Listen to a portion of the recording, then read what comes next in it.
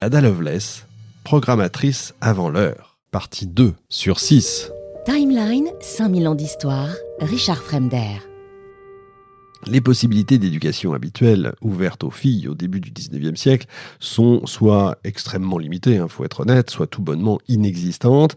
Même les filles de la classe moyenne et aristocratique n'apprennent que les compétences nécessaires pour la gestion du ménage, la gestion du foyer. Même pour une fille de la classe socialement élevée, d'Ada, qui aspire à mener une vie intellectuellement épanouissante, les possibilités de carrière, il faut être honnête, et d'avoir une vie d'esprit sont quasiment inexistantes. Il n'y a généralement pas d'autre alternative que se marier, avoir des enfants et vivre pour son mari. Soyons complètement honnêtes et complètement transparents. Vous avez de nombreux éducateurs, même des femmes, qui croient que l'esprit des femmes est inférieur à celui des hommes, au niveau même biologique, au niveau fondamental. La raison fallacieuse, souvent, qui est donnée à l'époque, était que le cerveau des femmes est en moyenne plus petit en masse physique que celui des hommes. Je n'irai pas ailleurs sur ce chemin-là. Le zèle de Lady Byron en tant qu'éducatrice vient de l'éducation qu'elle a reçue inhabituellement vaste, on peut dire, qu'elle a reçue en tant que fille unique, elle, de parents riches, libéraux et déjà très avant-gardistes. Elle avait étudié l'histoire, la poésie, la littérature, les langues, le dessin et la danse.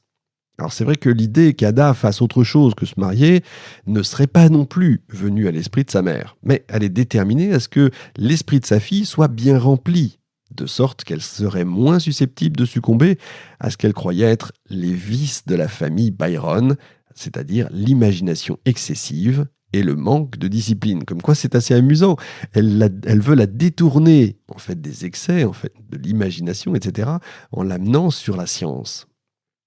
Lady Byron n'a cependant pas l'intention d'encourager Ada à devenir une femme de science ou de mathématiques, loin de là, encore une fois, loin de là. Elle souhaite à sa fille d'épouser un aristocrate qui puisse lui offrir évidemment une vie domestique stable et confortable.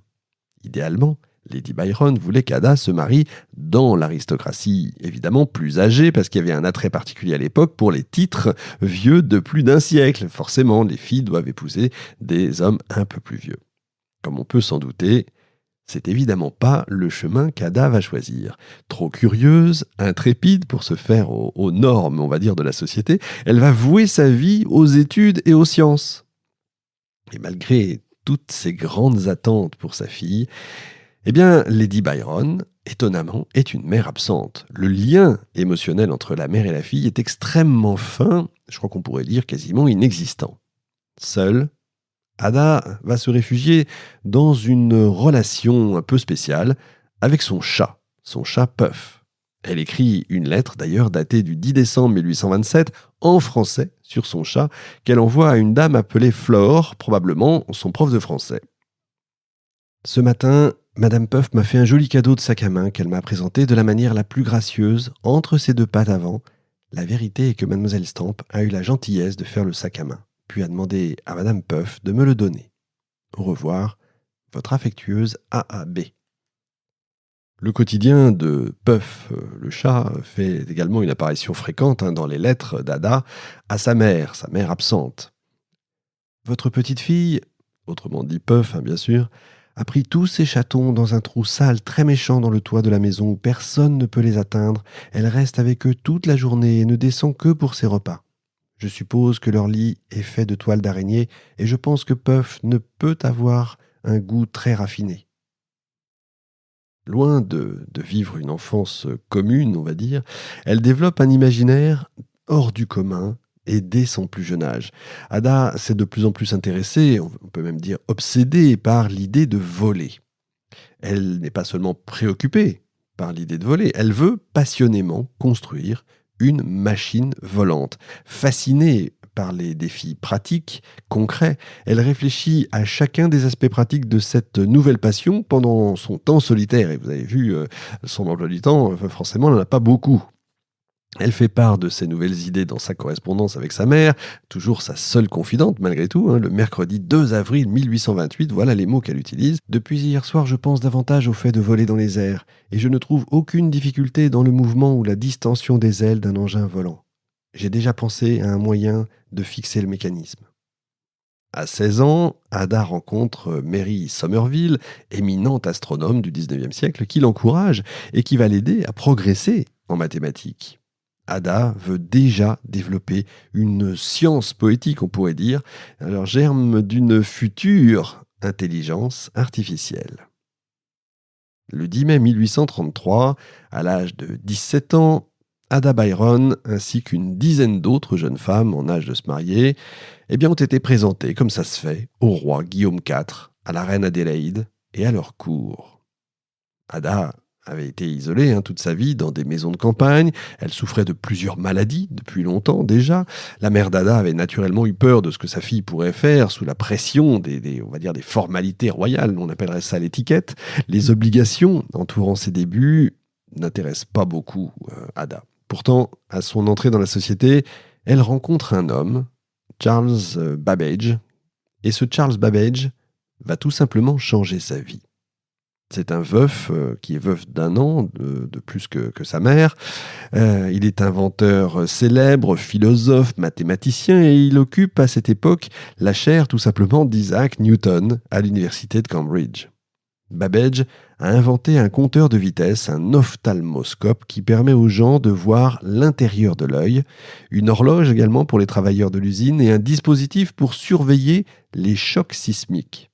Il a créé un plan également pour organiser le premier système postal britannique. Excentrique, original pour certaines personnes, il est considéré comme un fou même par d'autres. À cette époque-là, Babbage est connu pour son implication dans la politique et son utilisation radicale des mathématiques. Il a travaillé sur le moteur de différence, qui est une machine qui traitait tout simplement les équations. Ce soir-là, la personnalité brillante et les questions discernantes d'Ada l'ont satisfait et l'ont même intrigué. Ils avaient beaucoup en commun. À son âge, lui aussi était passionné par l'algèbre, par le calcul. Il aimait jouer à des jeux de mots, faire des jeux de mots et inventer, casser des codes. Il essayait de créer un langage universel.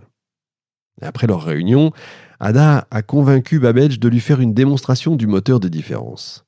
Elle en sort fascinée. Elle comprend d'un coup d'œil le fonctionnement de la machine et elle a commencé comme ça. C'est comme ça qu'a commencé la grande amitié entre Ada Lovelace et Charles Babbage.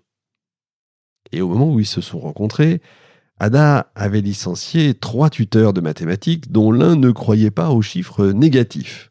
Ada espère que Babbage pourrait lui donner des cours particuliers, mais il refuse parce qu'il n'a pas le temps. Malgré tout, il continue à s'écrire des lettres pendant de nombreuses années. Elle a finalement trouvé un tuteur, nommé Augustus de Morgan, qui était un enseignant patient, qui a travaillé avec Ada pour l'aider à apprendre à un rythme impressionnant. Un article détaillant son travail, celui de Morgan, dit « Quand on se souvient qu'en septembre 1840, elle a à peine compris la signification d'une équation d'une courbe, s'être familiarisée avec l'algèbre supérieure et le calcul différentiel et intégral en 18 mois d'études semi-indépendantes, non continues, représente une réalisation. » Après avoir échangé avec Babbage, par correspondance sur ces 18 mois d'études intenses avec De Morgan, Ada se sent dans une meilleure position, on va dire intellectuelle, pour travailler aux côtés de Babbage.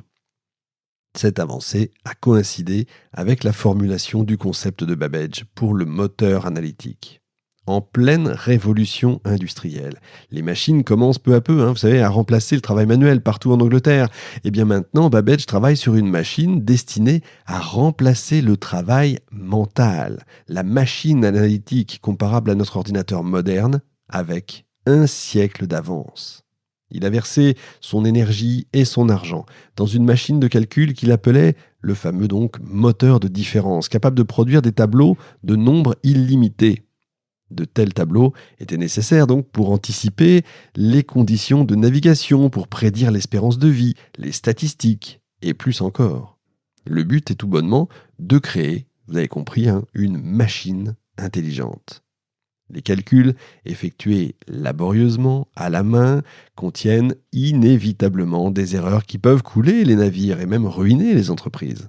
Eh bien, la machine de Babbage les effectuerait, elle, automatiquement, infiniment et sans erreur et pour beaucoup moins cher. Ce serait une véritable révolution. Des calculatrices mécaniques avaient déjà été construites auparavant, mais seule la sienne était automatique.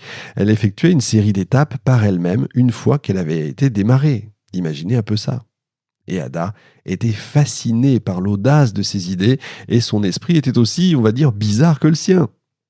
Avant la fin de la soirée, Lady Byron avait accepté d'accompagner Ada à une démonstration du moteur de différence de Babbage. Seule une petite partie de celui-ci avait quand même été construite, mais ça suffisait quand même à démontrer son potentiel.